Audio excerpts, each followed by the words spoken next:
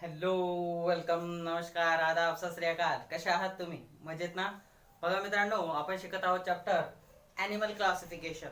And in that chapter we have started already the phylum explanation. 10 प्रकारचे phylum आपल्याला शिकायचे आहेत आणि ह्यापैकी 2 फायलम हे मागच्या लेक्चरला आपले झाले होते. कोणते 2 फायलम होते? तर ते होते फायलम पोरिफेरा आणि फायलम सेलेंटेराटा म्हणजेच निडारिया. हे फायलम 10 जे फायलम आहे याच्या अगोदरचा भाग आपण बघितला असिलोमेट, सिलोमेट, असिलोमेट, युसिलोमेट आणि स्युडोसिलोमेट. अशा प्रकारचं डिव्हायडेशन यांचं आहे. सुरुवातीचे जे 4 फायलम असणार आहे ते लक्षात ठेवा असिलोमेटचे असणार आहे. म्हणजे ह्या प्राण्यांमध्ये देहगुहा नसते. They do not have coelom in their body, right. मग हे आहे सुरुवातीचे 4 फायलम असिलोमेट मध्ये. आता ह्याच्यानंतरचे जे फायलम असणार आहेत याच्यानंतरचा एक येतो सुडोसिलोमेट आणि त्याच्यानंतरचा येतो कोणता? तर सगळे सिलोमेट फायलम आहेत. ठीक आहे, म्हणजे देहगुहा असणारे खरेखुरे. तर ह्या 4ही पॉइंटचं कॉमन तुम्ही एक पॉइंट लिहू शकता, ऑल दीज फायलम्स आर असिलोमेट. ठीक आहे. त्याच्यानंतर आपण बघितलं की जे आर एच विटाकर यांनी 5 बेसिक क्रायटेरिया मांडले होते त्याच्यावरती आधारित आपण क्लासिफिकेशन शिकतो आहोत. तर कालच्या लेक्चरला म्हणजे शेवटच्या लेक्चरला जे आपण बघितलं ते होतं फायलम पोरिफेरा. पोरिमफेरा हे जे फायलमचे एनिमल्स ऑर्गॅनिझम्स आहेत हे समुद्रामध्ये सापडतात. फक्त काही व्हरायटीज यांच्या फ्रेश वॉटरमध्ये आहे. ते ड्वेलर्स आहे, समुद्राच्या तळाशी घट्ट चिकटलेले असतात. ते लोकोमोशन करत नाही, त्यांना कॉलर सेल गळपट्टी असते. आणि ह्याची जी उदाहरणं आपण बघितली ती म्हणजेच काय? सायकॉन किंवा स्पॉन्ज. रिजनरेटिव्ह ॲबिलिटी आपण बघितलं, रिप्रोडक्शन ॲबिलिटी, रिजनरेशन द्वारे ते रिप्रोड्यूस होऊ शकतात. त्याच्यानंतर असेक्शुअल रिप्रोडक्शन ते करू शकतात. अशा प्रकारचं यांचं रिप्रोडक्शन आहे. ह्या स्पॉन्जेसला टेंटॅकल्स असतात. ऑस्टिया आणि ऑस्क्युलम असं बघितलं होतं आपण. कशासाठी? तर एका ठिकाणून ते वॉटर आतमध्ये घेतात आणि दुसऱ्या ठिकाणून ते काय करतात? लिव्ह करतात, सोडून देतात. हे वॉटर आतमध्ये घेत असताना वॉटर मधले सूक्ष्म जीव जंतू हे काय करत असतात? ट्रॅप करत असतात. याचं उदाहरण आपण बघितलं सायकॉन स्पॉन्ज. दुसरा फायलम आपण जो शिकलो शेवटच्या लेक्चरला तो होता फायलम सेलेंटेराटा किंवा cnidaria. These organisms also are marine, हे समुद्रीय जीव आहेत. त्याच्यानंतर हे जे जीव आहेत हे काही फ्रेश वॉटर मध्ये पण सापडतात. हे फ्रेश वॉटर ड्वेलर सुद्धा आहेत. त्याच्यानंतर हे जे ॲनिमल्स आहेत तर यांना हेड असतं आणि हेडच्या लागून त्यांना टेंटॅकल्स असतात. टेंटॅकल्स म्हणजे शुंडके. कशासाठी असतात? ते टू कॅप्चर द प्रे. आणि या टेंटॅकल्स मधून ते टॉक्सिन सुद्धा इन्सर्ट करतात कोणामध्ये? प्रेमध्ये, जेणेकरून तो मरतो आणि मग त्याला भक्ष्य करणं, त्याला खाणं सोपं जातं, पचवणं सोपं जातं. हे टेंटॅकल्स त्यांच्या डिफेन्ससाठी सुद्धा आहे. ठीक आहे. त्याच्यानंतर हे जे आहे त्याच्यामधले उदाहरण आहे हायड्रा. त्याच्यानंतर याचं उदाहरण आहे कोरल आणि सी एनिमोन. असे काही उदाहरणं आपण बघितले, त्यांचे डायग्राम सुद्धा बघितले. हे जे काही ऑर्गॅनिझम्स आहेत तर हे डिप्लोब्लास्टिक आहेत, द्विस्तरीय आहेत. शरीर 2 स्तरांपासून बनलेलं आहे. आणि ह्या ॲनिमलची रेडियल सिमेट्री आहे, म्हणजे अरीय सममिती हे दाखवतात.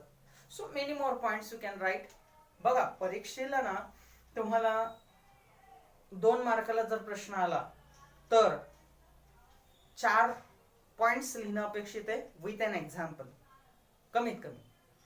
त्याच्यानंतर 3 मार्काला जर प्रश्न आला तर 6 पॉइंट्स लिहिणं आवश्यक आहे विथ एन एक्झाम्पल. आणि जर डायग्राम तुम्ही काढू शकले तर अजूनच चांगलं, सोन्याहून पिवळं. 2 किंवा 3 मार्कालाच, किंवा स्पेशली 2 मार्काला याचे डायग्राम येऊ शकते. कोणत्याही फायलमचा कोणताही ॲनिमल तुम्हाला काढायला सांगू शकतात ते. ठीक आहे. So be prepare for that. तर मग पहिले 2 फायलम आपले झाले होते आणि आजच्या लेक्चरला आपण पुढे सरकणार आहोत, बघणार आहोत पुढचा फायलम, तो म्हणजे फायलम प्लॅटीहेल्मिंथेस. ठीक आहे. प्लॅटीहेल्मिंथेस याची उदाहरणं काय आहेत बघा? प्लॅनेरिया आहे, लिव्हर फ्लूक आहे, टेपवर्म आहे, ही त्याची उदाहरणं आहे. आता आपण ह्या प्लॅटीहेल्मिंथेसच्या कॅरेक्टरिस्टिक्स समजून घेऊ. Please see on your screen. बघा phylum Platyhelminthes. Body of these animals is slender and flat like a leaf or a strip. Hence they are called as a flatworm. ह्या ॲनिमल्सची जी बॉडी आहे ती सिलेंडर आहे, चपटी आहे, flat आहे, सपाट आहे, एखाद्या पानासारखी किंवा एखाद्या पट्टीसारखी. सिलेंडर म्हणजे निमुळती. त्याच्यानंतर हेच यांना यांना काय म्हटलं जातं तर फ्लॅटवर्म म्हटलं जातं, चपट्या कृमी असं म्हटलं जातं. Second point, most of these animals are endoparasites. Few are free living and aquatic. यातले बहुतांश प्राणी हे एंडोपॅरासाइट आहे, म्हणजेच मोठे मोठे जे ॲनिमल्स असतात जसं कॉम्प्लेक्स ह्युमन लाईक आपण ह्युमन बिंग, एलिफंट्स, मॅमल्स मध्ये थोडक्यात तर हे असतात एंडोपॅरासाइट शरीराच्या आतमध्ये. काही फ्री लिव्हिंग म्हणजे मुक्त संचार करणारे आणि काही ॲक्वाटिक म्हणजेच जलीय सुद्धा असतात, पाण्यामध्ये पण सापडतात. Third, body is acoelomate and bilaterally symmetrical. यांचं शरीर हे असिलोमेट आहे, म्हणजे यांच्या शरीरात देहगुहा नाहीये आणि हे बायलॅटरली सिमेट्रिकल आहे, म्हणजे द्विपार्श्व सममिती दाखवतात.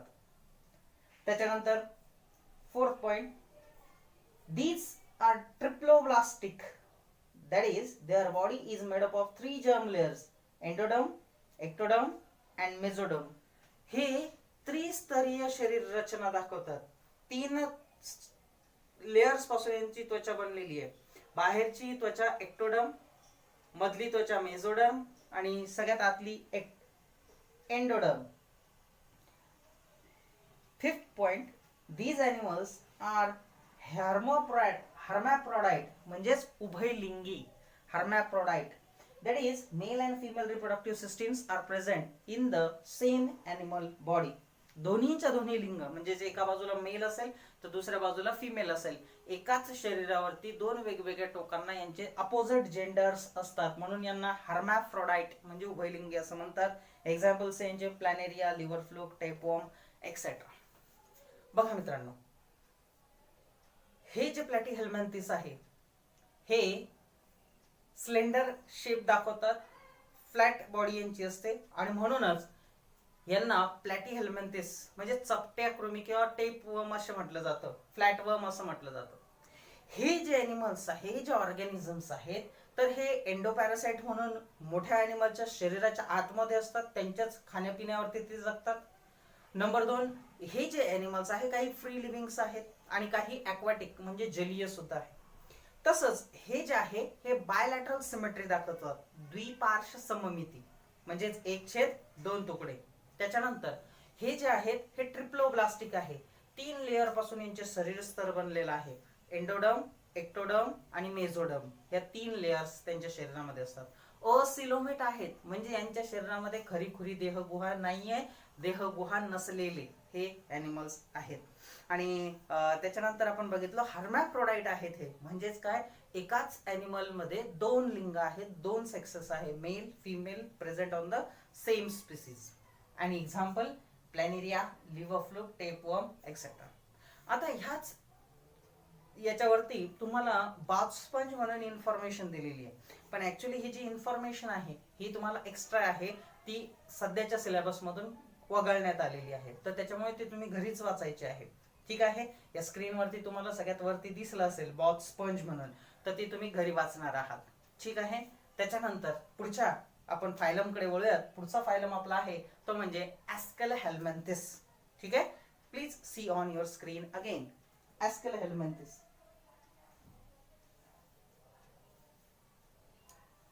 सरप्राइजिंग इन्फॉर्मेशन आहे, ही सुद्धा तुम्हाला रीड करायची आहे. ॲस्केलहेल्मिंथेस, body of these animals is long, thread-like or cylindrical. Hence, they are called as a roundworms.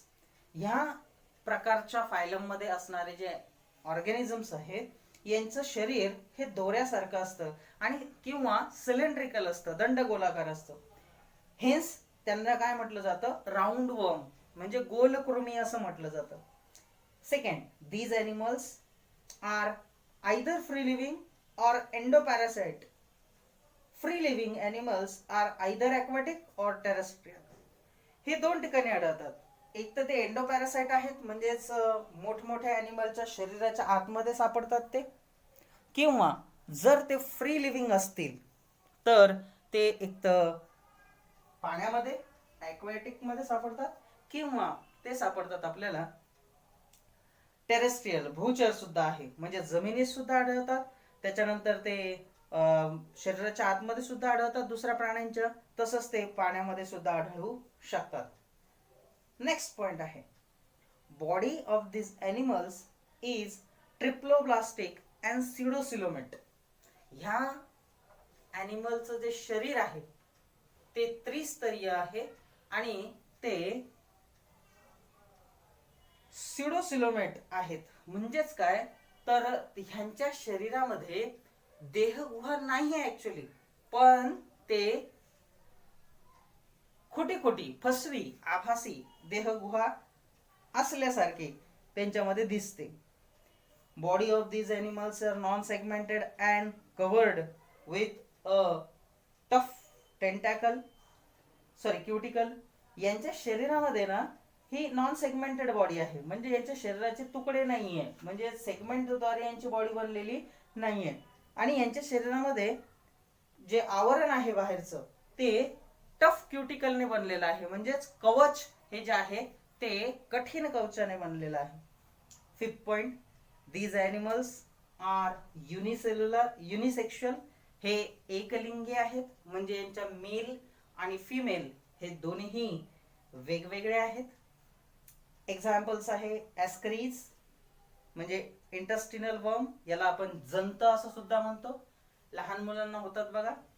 त्याच्यानंतर फिलॅरियल वर्म म्हणजेच हत्तीपाय रोगाचा जंत, फिलॅरियल वर्म. आणि लोआ याला आयवर्म, म्हणजे डोळ्यांना इन्फेक्शन घडून आणणारा जे काही जंत आहे ते असं म्हटलं जातं. हे आहे त्यांची उदाहरणं.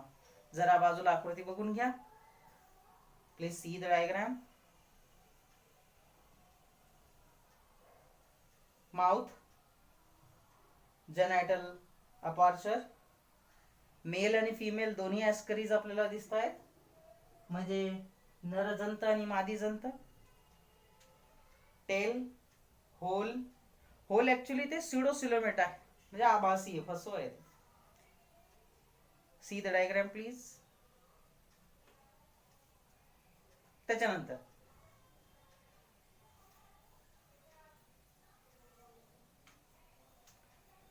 ॲस्केला हेल्मेंथिसचे पॉइंट्स आपण बघितले.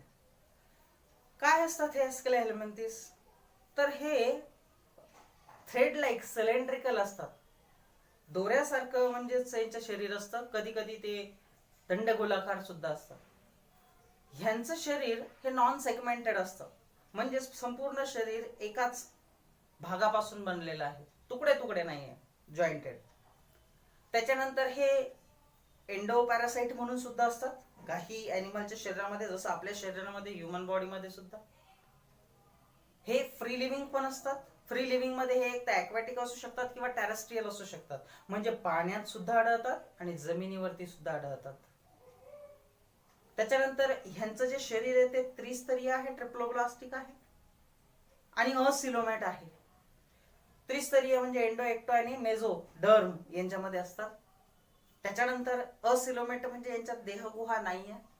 दे आर युनिसेक्शुअल, ते एकलिंगी आहेत, म्हणजे यांचे मेल आणि फिमेल, जसं मागच्या क्लासमध्ये आपण बघितलं फ्लॅटिहेल्मिंथिस फायलम मध्ये की हर्माफ्रोडाईट आहेत, म्हणजेच उभयलिंगी आहेत, दोन्ही लिंग दोन्ही सेक्सेस एकाच ॲनिमल मध्ये आहेत.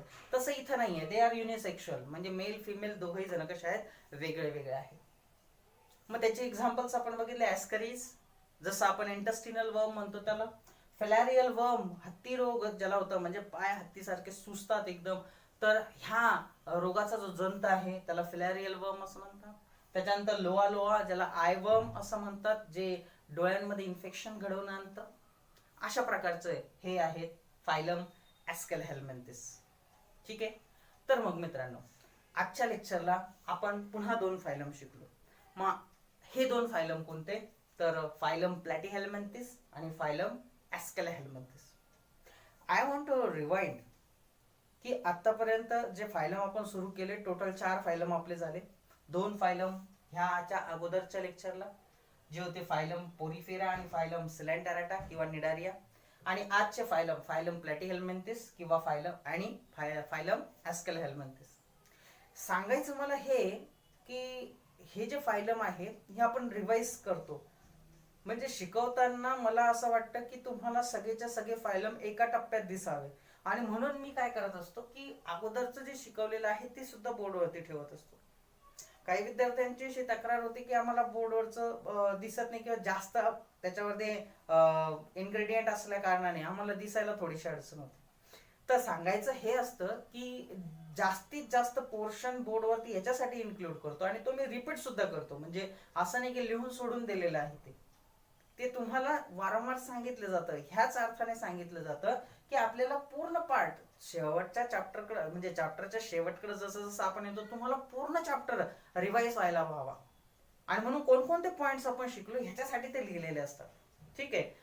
त्याच्यामुळे कालचे झालेले हे फायलम, आजचे झालेले हे फायलम. तर आजच्या फायलमचे तुम्हाला काय करायचं आहे, तर पॉइंट्स लिहायचे आहेत. स्क्रीन पण आपण बघितल्या, त्याच्यानंतर त्यांच्या डायग्राम सुद्धा काढायच्या आहेत. ठीक आहे. आणि पुढच्या लेक्चरला आपण याचे पुढचे फायलम बघणारच आहोत. ठीक आहे. तर मित्रांनो, तुम्हाला हे होमवर्क करायचं आहे. एक्झाम्पल्स माझं म्हणणं आहे तुम्ही लर्न ठेवा, म्हणजे एक्झाम्पल तुम्हाला लगेच लिहावे लागतील. ठीक आहे. एक्झाम्पल्स बघा, पोरिफेराचे सायकॉन स्पंज, त्याच्यानंतर सिलेंटरेटा निडारियाचे हायड्रा, सी एनिमोन, फायसिलिया, त्याच्यानंतर प्लॅटीहेल्मिंथिसचे प्लॅनेरिया, लिव्हर फ्लूक आणि टेपवर्म, आणि फायलम ॲस्केलोहेल्मिंथिसचे ॲस्क्रीज, फिलारियल वर्म, लोआ लोआ.